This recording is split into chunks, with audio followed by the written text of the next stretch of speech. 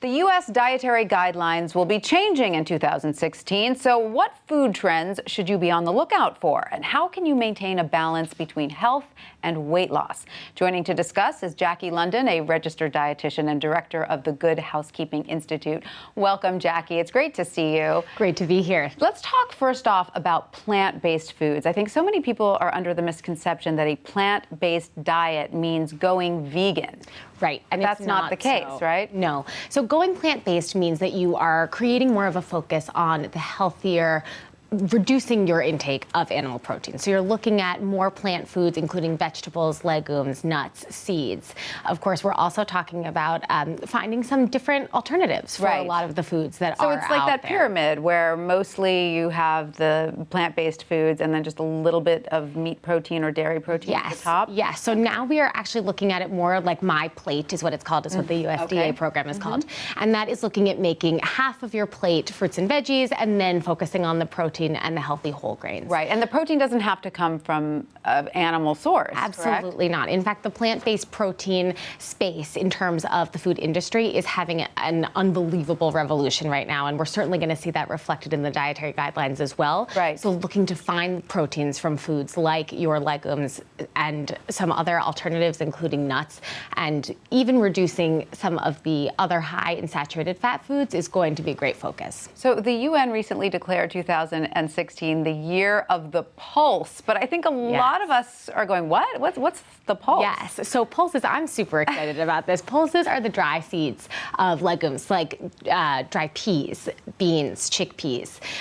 What's fascinating about these is that we're seeing them in so many different ways, certainly in the food industry, in terms of different alternatives for pastas. So we've got some here that we brought. We're also seeing it a little bit in snacking. So using things like dry roasted. Made entirely from chickpeas. It is chickpea based. This one is soybean based. So we are looking at using the alternative.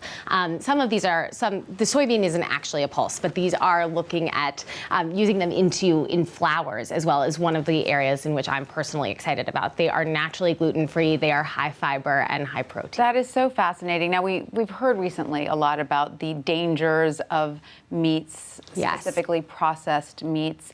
So what should we be aware of when it comes to fats and healthy fats?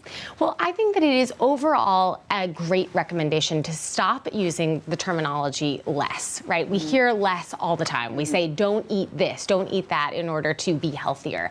But that's not really getting the message across, because what we want to be talking about is what we should eat more of, right? And that is fruits and veggies, and again, the plant-based foods, the focus on the healthier fats. So looking at, options like avocados, even eggs, whole milk dairy. So for example, this is, a whole milk dairy example. These are But why is whole milk dairy better than low-fat dairy? Well, the question and the thing that I think that we'll see a lot of coming up in 2016 is looking at satiety. Right? And there's a difference between fullness and satiety, because when we replace something like the fat in a dairy product, the tendency is to add sugar, because we want to keep the flavor. So is that what happens? Does skim milk have a higher sugar content than whole milk? It does not, but it does have a higher percentage compared to fat. I see. Right? Very interesting. So a tinier bit of whole milk is going to leave you feeling more satisfied than a big glass of skim milk. Sure. And what I would recommend is, honestly, I would say keep the glass of skim milk in your diet, but think about incorporating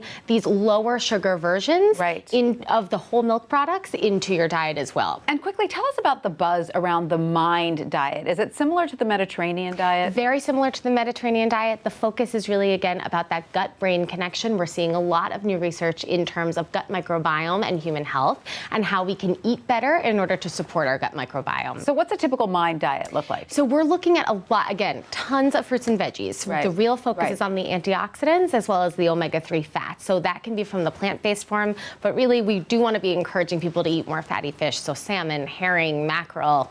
Sounds good to me. All of your recommendations are delicious. Jaclyn London, thank you so much. Thanks for having me.